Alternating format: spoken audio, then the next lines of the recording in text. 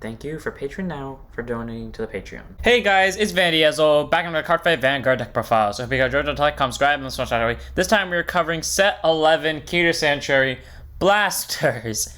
Now, you may be wondering, yeah, what do you mean by set 11 when I don't think like half these cards got support in set 11? Well, what I mean by set 11 is this was built during set 11 to fight against a set 11 deck. Does it have cards from set 11 in it? No, I tried to fit them in. None of them really worked the way I wanted them to. So, like, upgrade this how you feel like it. Again, set 11's like the title of it's built during this time span, but it has nothing to do with set 11. So, let's go into the stars. I remember these builds are not meant to be optimal. It's meant to be fun and built for stupidity, especially this one in particular. Let's go and get started. Because, yeah, again, I say, this deck was built during set 11 to fight against set 11 deck out of the pure stupidity that this was supposed to fail, and it somehow did better than it was supposed to. Still lost, but it did better than it was supposed to. So let's go ahead and get started, shall we?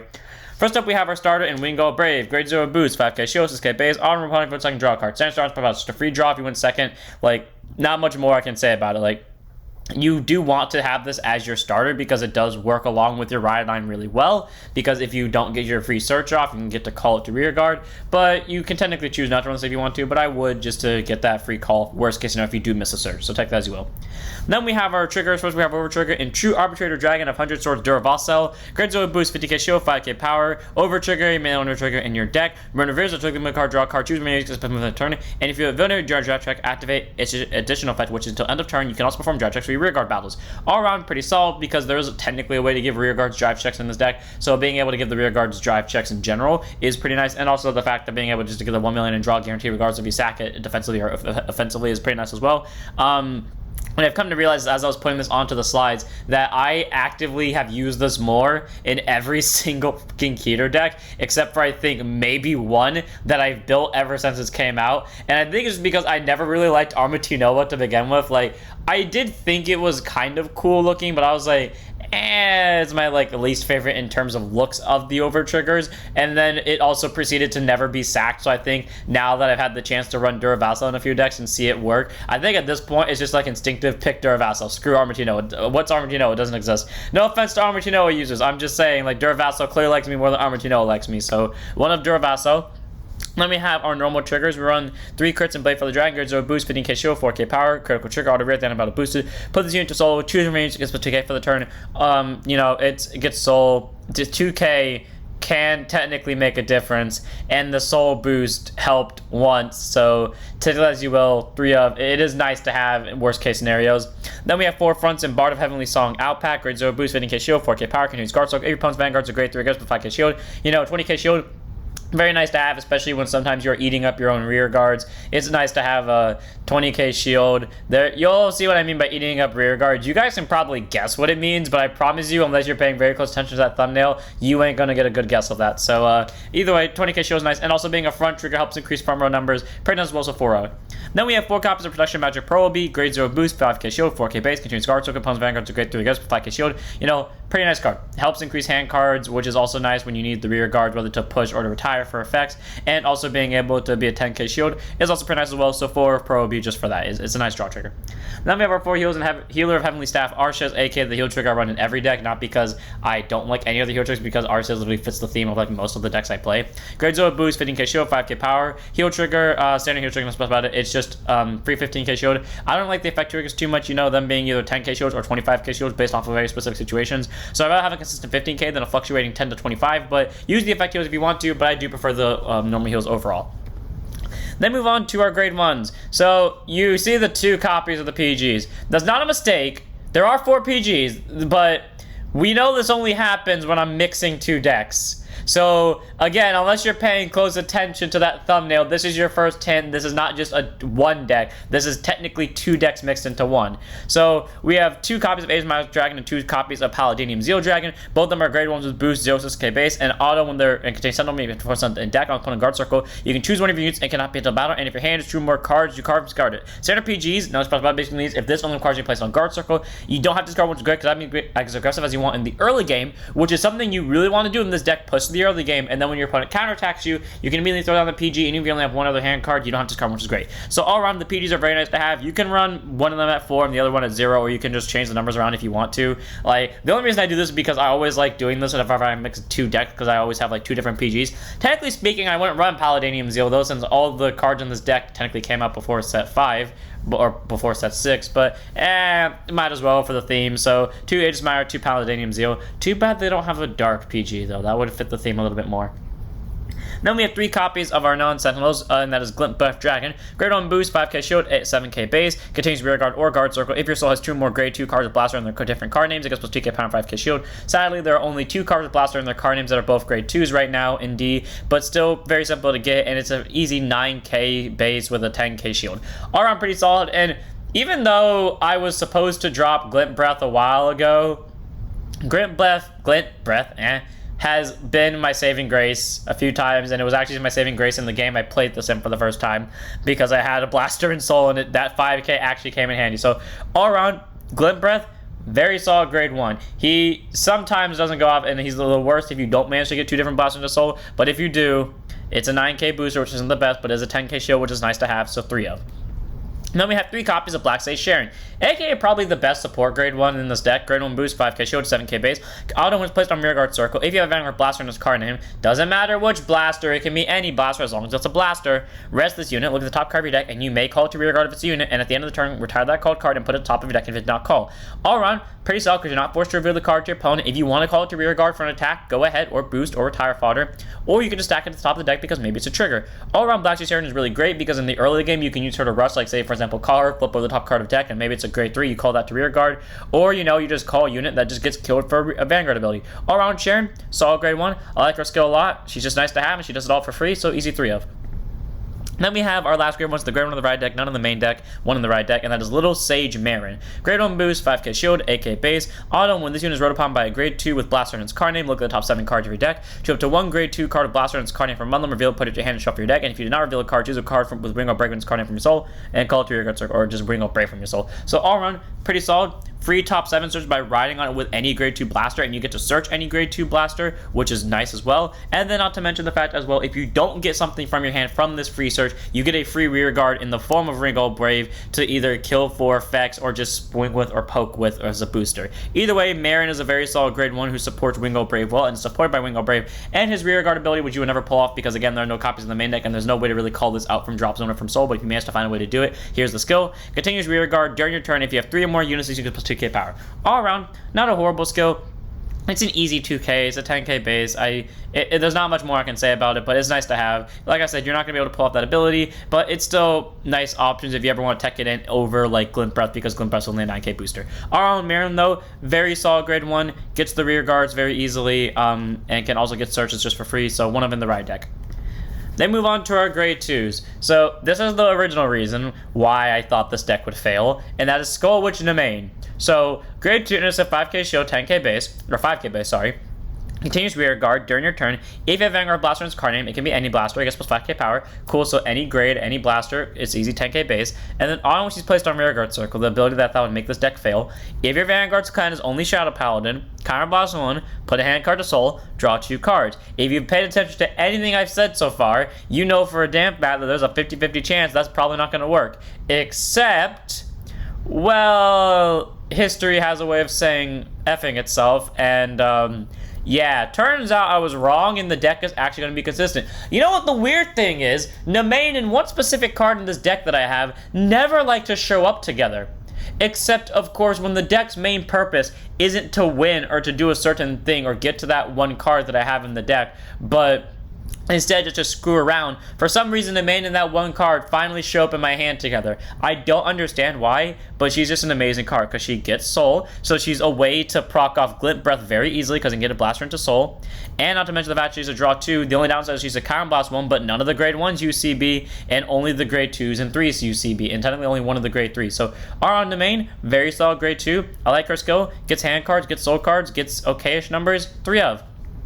because you don't want to see her too often, because sometimes you can brick with her.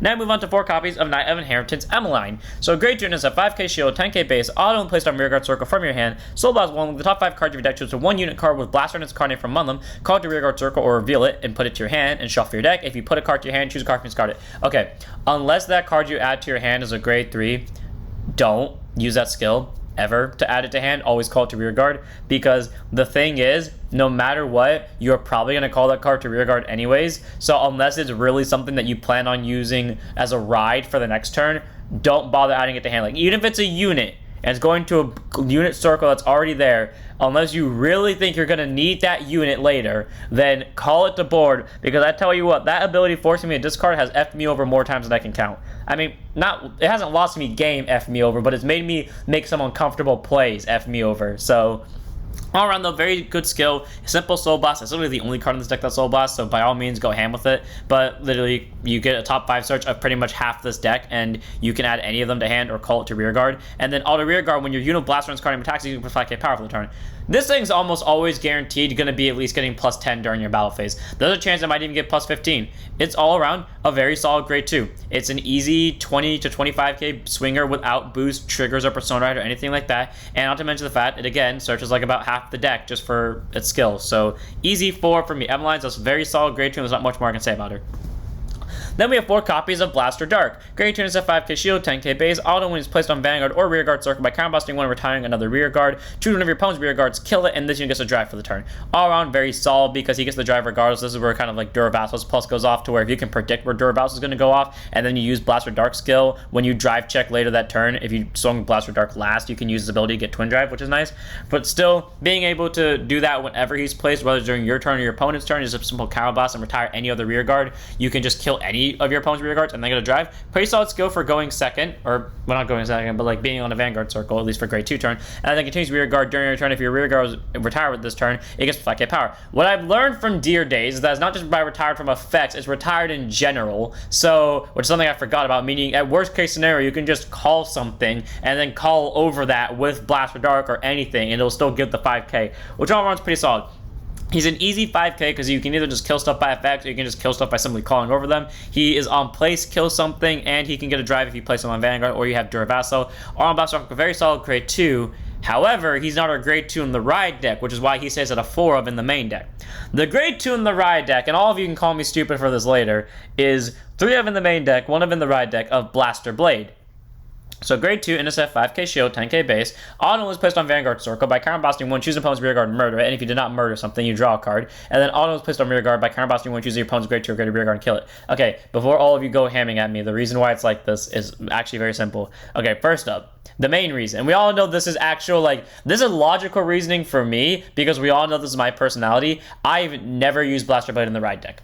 And I feel so bad, because even in his own ride line, we all can agree that Blaster Dark is pretty much better in the ride deck than Blaster Blade. So why not, in a deck that's supposed to combine blasters and basically be like Aichi combining the light and the dark, then make Blaster Blade in the ride deck, which I think is nice. But then also in the fact that for this one to go off, from my experience of always playing Blaster Dark and Marin together, while it's an easy combo, I do have to miss searches sometimes, and while those don't necessarily make me lose the game, I do want to add those cards to my hand. So instead of having to be forced to call a unit to supplement the Wingo Brave search, or just having to get a Wingo Brave out and just lose a soul out of this and not get a rear guard, I instead use Blaster Blade to still get a guaranteed kill, but then if my opponent doesn't kill something, I get a draw. So like pretty much no matter what, unless you see a draw trigger in your drive check from Blaster Dark, you are getting the same amount of cards from your skills than you would be getting from the other thing. So technically this is cheaper and better as long as you don't see a draw off this.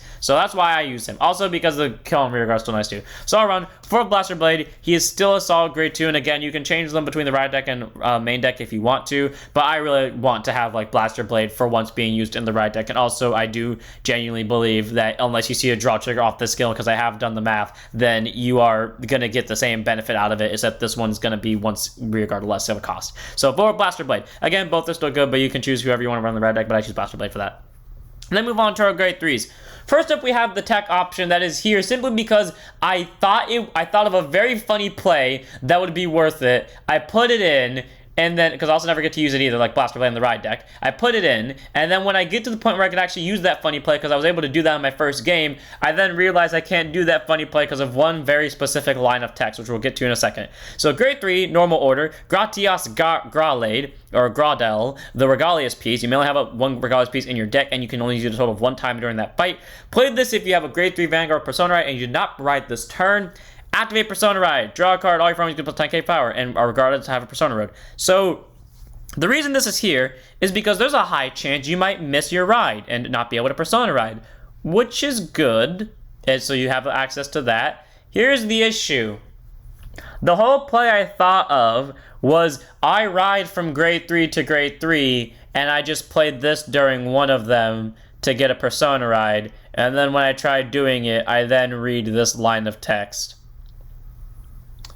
So, like, sucks for me, but it's not a horrible card. It's still a Persona Ride, but I mean, yeah, it could definitely have been better if it just didn't specify you cannot ride. So, you know, only use this if it's basically better to stay on the current Vanguard that you have. So, one of Gratia's Galadale, it will come in useful at some point because it is a free Persona Ride. Also, if you don't want to run this, instead, one of Tech of Ezel, because the only reason I didn't put the one of Tech and Ezel in here is because I was playing against Ezel, which is why this deck was made, and I felt like if I ended up on Ezel, at that point just be saying, well, the whole point of this deck isn't even that good, it's just to use Ezel. So, one of Gratia's Galadale, or Ezel, one of the two. You can do Ezel for the theme, or you can do Galadale for the, I guess, smart play, quote-unquote.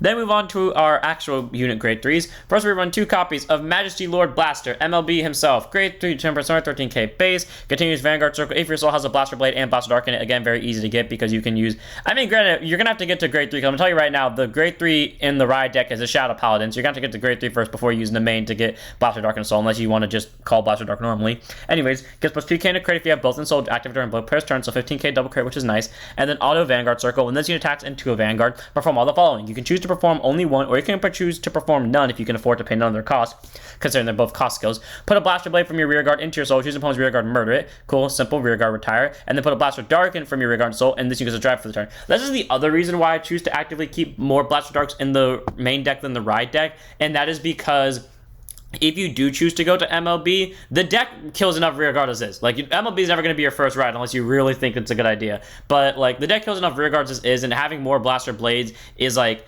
not that necessary, where you could have something that actually gives 5k instead. Also, it goes to soul and gets more drives, so that's also why Blaster Dark is here. You get less advantage on turn 2, but in the later game it'll add more advantage because A, will have 5k difference, which who knows what the difference that can make, but also if you get on MLB, it gives you one more drive. And I can definitely tell you for sure there are a lot of games where I'd wish I had Blaster Dark instead of Blaster Blade in certain situations. So all around, MLB pretty solid. Sends 2 free cards, so either gets a rear guard, kill, a drive, or both, and it's almost a guaranteed 15k double critical by the time you ride this. Aron pretty solid, again, because the deck's meant to mix grade 3s. You don't want all of them to be at higher than a 2 of, because you want to be able to see them all equally and be able to use them all equally. So 2 of MLB, just a very solid card and just go for free.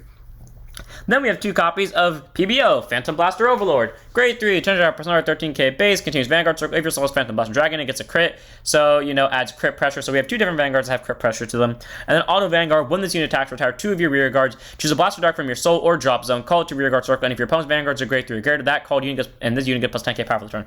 Aron pretty solid, 23k base, and then the Blaster Dark is probably going to have a 25 because you kill something that turn. And not to mention the fact he could have an extra critical too. And this is the card I said if you combine with Emmeline, she'll get plus 15 in total, because Blaster Dark will swing once, then probably with a boost, then you swing with PBO, and then you kill Blaster Dark and his booster to call Blaster Dark back. This gets a total of plus 10 because you swung with 2 blasters, and then Blaster Dark swings again, and then this gets another 5k. So all around, very solid combo, giving numbers to other rear guards along with himself, and can allow for, I guess, just power up of a random rear guard that has nothing to do with the blaster line. All around, PBO is just a very solid grade 3, has crit pressure, has multi-attack, does it all for free. What's not to like about it? Easy 2 up for that. And then we have our last card in the deck, 2 of, 1 of in the ride deck, 1 of in the main deck of Phantom Blasta Dragon. That's also another option. If you don't want to put in Ezel just to do the flare, you could also just get rid of this and just put another copy of PBD in the main deck. So there's a total of 2 each. But anyways, great 3 turn Persona 13k base. Auto, when it's placed on Vanguard Circle, you can choose a card with Blaster and its card name from your soul, and you may call it to the rear guard circle. So free Blaster Call, guaranteed. you're gonna call Blaster Blade if you choose to call anything, because obviously Marin isn't a blaster, and then all by even more obvious fact, Wingull Brave isn't a blaster. So the first time he plays PBD down, you're guaranteed getting Blaster Blade. On the bright side, the second you do that, instead of having to CB1 and kill a rear guard to get a rear guard kill, you're just getting a CB1, kill a grade 2 or greater rear guard, and then his other skill, Act Vanguard Circle once per turn, by counter blasting when retiring any 3 rear guards, to up to 2 of your opponent's rear guards retire them, and this unit gets plus 10k power and critical for the turn. All around, very solid. It's not that hard to get 3 rear guards in this deck, because Blaster Blade always becomes one of them, and, tends to kill a grade 2 or greater rear guard. Emmeline can get you another, and then typically Marin possibly either got you one, or Sharon will basically get you 2. One herself, and then the thing that you call from her skill. So, all around, PBD is pretty great for the deck, No matter how you look at this, regardless of what grade 3 you sit on, unless you ride to this first, whatever reason that may be, which I guess if you did, that would imply that you get the crit pressure, but in case you don't, you are pretty much guaranteed to always have crit pressure on the Vanguard, so the opponent's always going to have to guard the Vanguard no matter what, unless they really want to go to high damage quickly. And they all serve their own benefits, like this one can kill rear guards more, but at the same time get drive checks. This one kills more rear guards, but gets more numbers out of it. And then this one also can get multi-attack out of it. So all of them have their own special traits to it. I choose to run PBD in the ride deck because it's the best one to set up, because it slows down the opponent while you're figuring out how you want to play the game, because it gets the 2 rear guard kills, and it still has the pressure on the Vanguard circle, and it gets you a rear guard. And then from there you can figure out, do I want to play MLB to get the rear guard kill and the drive check and the base numbers, or do I want to play PBO for the aggressive pattern, or do I want to stay on PBD because of the control pattern? All around, that's what I like about the deck, and that's it for the deck. So I hope you guys enjoyed. All around, it is a fun deck to play, and again, it's not technically a set 11 deck. There are cards you could update with like set 11 cards, like say for example, this grade Glint Breath, while yes being useful, I could see you teching out for like the 2 order support cards, and maybe even want to tech out in the main, though I would suggest possibly keeping the main, or even like Gratias Gallade. So there are ways to update it with set 11 stuff, but I just chose to go with what felt right off of instinct in the moment, which is what I did. But all around, this deck is fun to play. Tune with it however you like. Again, it wasn't supposed to win its match that I built this for, and it didn't, but it did a lot better than it was supposed to begin with, so take that as you will. So I hope you guys enjoyed. Don't forget to like, comment, subscribe, join us, go follow Twitch, and I'll see you all on the next one. Don't forget to stand up your Vanguards.